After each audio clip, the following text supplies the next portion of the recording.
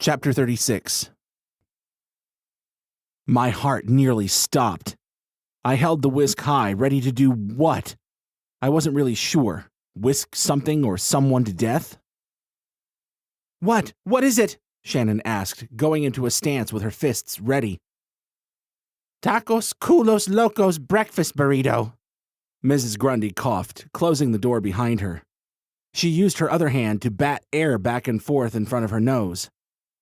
That stuff is delicious, but my, does it go right through me at times. John, what are you doing with my whisk? Oh, nothing, I said, lowering the cooking utensil to the counter. We were just worried about you. Well, you should be more worried about the plumbing, Mrs. Grundy said with a chuckle to herself. We may need to call Mr. Hyde to send the super in after that one. Man, talk about... Okay, we get it, Shannon cut in, placing her hand by her hip. We get it. You dropped a deuce. We're here to talk about the court.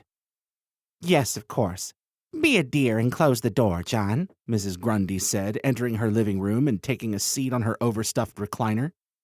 There's a draft coming in.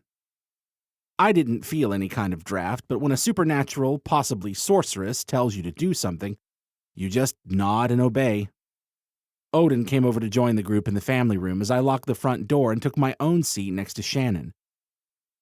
Where are your other dogs, the other hellhounds? Shannon corrected herself. I don't see them. Remember, I don't own the hellhounds. They come and go as they please, much like Odin here. Mrs. Grundy smiled fondly at the large black beast. I have faith Warden and Cerberus are where they are needed most at this time. If I don't see them again, then I can be grateful for the time I did spend with them. I moved my hand without thinking to reach for Odin and scratch his head.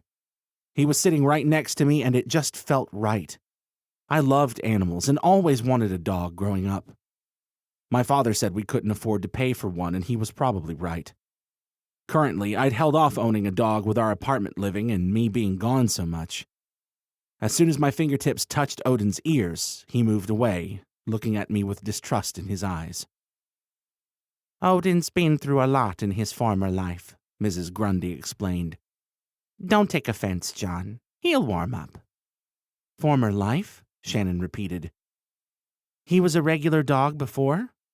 Abused, starved, and neglected, I'm afraid, Mrs. Grundy sighed.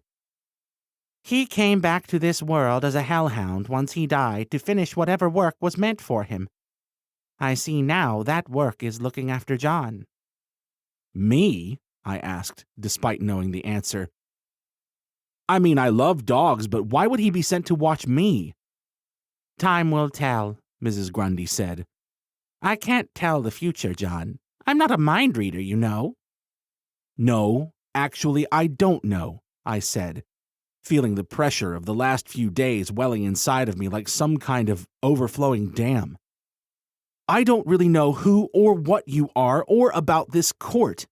I do know that I'm out of my main source of income and I need to get work lifter driving or sign twirling if I'm going to make rent this month. Always so concerned about money, Mrs. Grundy clucked her tongue. You know there are more important things than money. Spoken like someone who hasn't had to worry about money their entire life, I responded. I heard myself, and I didn't like what I was saying, but it was the truth. Well, you'll be happy to know that, as hunters, you are rewarded with bounties once you eliminate or complete certain missions for the court, Mrs. Grundy said, as calm and as cool as ever. Taking out that coven of vampires and Mr. Bloodstone will amount up to quite a decent sum for the pair of you. We weren't technically employed by the court to take them out, Shannon reminded both of us. I mean, we kind of just went after them. Details that can be overlooked, Mrs. Grundy remarked. Each vampire had a price of $2,000 on their head, and the coven leader a $5,000 bounty. Reports came in that there were 20 vampires killed, plus the leader, amounting to a $45,000 bounty. I just need your bank account information to send the money. I sat there, blinking, then had the urge to stand up just to get some of this pent-up energy out. Even my half of $45,000, amounting to $22,500, was more than I ever had at one time. Heck, that might be more than I had ever had. I wasn't sure if I was having heart palpitations or maybe some kind of panic attack, which was a weird reaction to have, since this was a good thing. With this amount of money, I didn't have to worry about rent, food, or bills for a very long time. "You okay, Stinky?" Shannon questioned. "You look like you're having some kind of moment over there. This is good news." "Oh, I know, I said, as a wave of relief hit me like a surge of cold ocean water. I've just never dealt with that much money at once before." "Well, get used to it," Mrs. Grundy said with a groan as she stood from her recliner and shuffled over to the kitchen. "I have contracts for you both to be signed on as official contractors to the court. We'll need your blood to sign the pact and social security numbers and such." I was still in a daze thinking about the money about to hit my account. I missed the part about the blood sample. "Blood?" Shannon asked. "Just a little supernatural humor," Mrs. Grundy cackled as she moved to the kitchen, reached into a drawer, and brought out 2 stapled contracts and a pair of pens. "Take your time going through them, of course. There's no hurry. I want you both to feel good about this." I accepted mine. It was kind of disappointing for a supernatural contract. I was suspecting cracked and fragile parchment with maybe a feather pen to use to sign it. What I held in my hand was stiff 8x11 white paper and Times New Roman font staring back at me.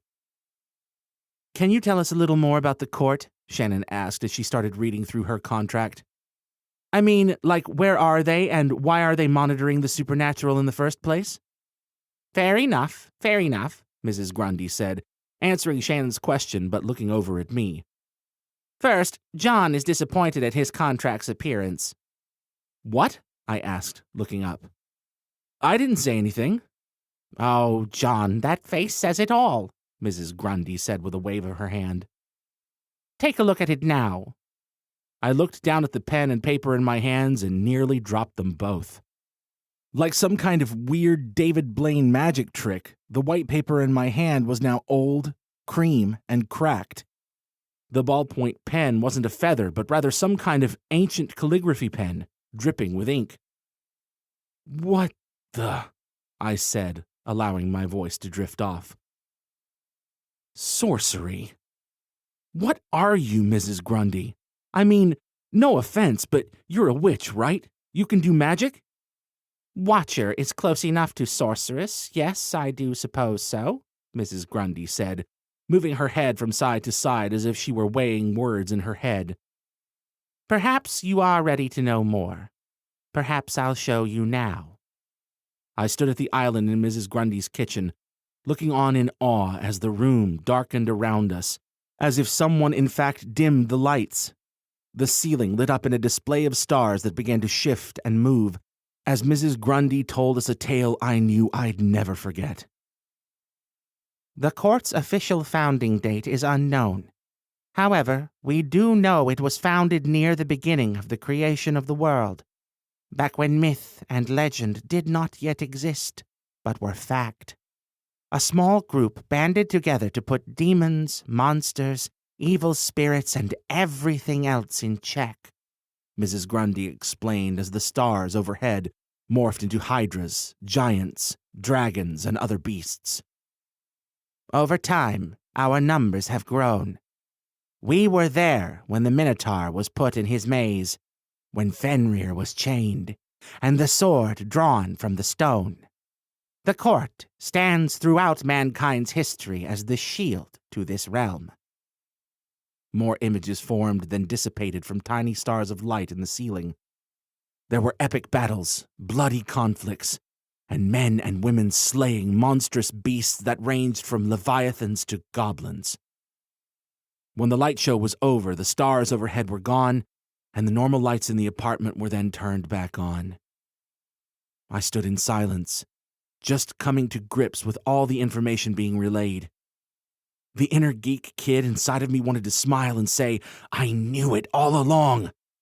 The adult in me was terrified that the stories were true. You won't be alone, Mrs. Grundy reassured us. The court has watchers like me to guide you, their own teams in the field, as well as other hunters we contract. We're stronger together. Our network spans from teams in Croatia to Australia. I'm in, Shannon said with a shrug. You had me at each vampire was worth $2,000 apiece. I don't want anyone to have to suffer and end up like my sister. Both women looked at me. I don't know how I can say no, I began slowly. It's strange, but I feel like this is actually something I can be good at. Maybe this is what I was meant to do. We all have a road set before us, Mrs. Grundy nodded. It's up to us to choose to walk it or not. I went over to the kitchen table and sat down with my contract as I began to read through it page by page. It was all standard stuff, until it wasn't. Questions I expected like home address and waiving the right to sue the court soon turned into promises that I wouldn't hold the court responsible for the 3 Ds: decapitation, dismemberment, and disembowelment. Oh, Shannon inhaled sharply from across the table where she too took a seat. You have the bounties just listed here? Where? I asked, craning my neck to see her contract. Page 11, Shannon said, reading down a list of beings and the dollar amount next to them. Unicorns? You want me to kill a unicorn? They're not good, like in My Little Pony? I widened my eyes, not believing the number placed next to the unicorn as its bounty. $10,000? $10,000 to kill a unicorn, I asked incredulously. I'll bring you Pinkie Pie's head for that amount of money. Pinkie Pie wasn't a unicorn, Shannon corrected. You're such a nerd. Not all supernatural beings are devouring human souls. That should be remembered at all times, Mrs. Grundy said from her spot at the kitchen island. Your friend Evan is a good example of that. To say all vampires deserve death is an ignorant blanket statement, just like saying all unicorns need to die. Usually, unicorns are a docile bunch. But every once in a while, when they get out of line and start goring humans, they need to be put down.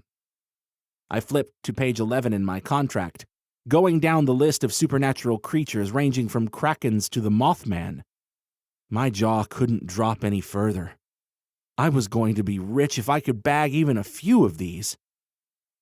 The section on vampires reminded me to tell Mrs. Grundy about what I witnessed while I was passed out from blood loss in the back of Evan's BMW.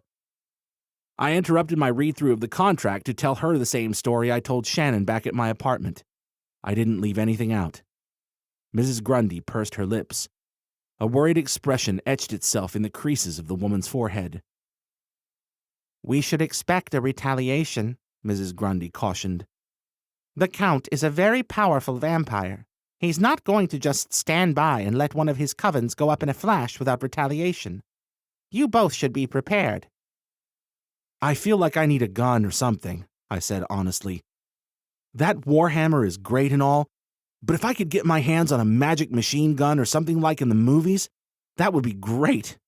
Hey, remember that gun Scarface carried at the end? Perhaps training would be more in order, rather than something you might shoot somebody you don't mean to with, Mrs. Grundy broke in with a caution. That's what I told him, Shannon agreed, flipping to the back of the contract without reading the rest of the pages and signing her name. Well, I'm done. You're not even going to read the whole thing? I asked incredulously. I mean, we could be signing away our souls here. No offense, Mrs. Grundy. None taken, but we don't want your souls, Mrs. Grundy chuckled. Your bodies in this life fighting for the light will be enough.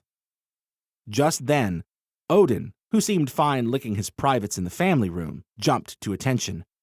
Bristling, he went to the door, sniffing harder than I had when taking in the snuff. Which reminded me I need to get more of that magic powder from Mrs. Grundy. A low, menacing growl came from the hellhound as he stared down the front door.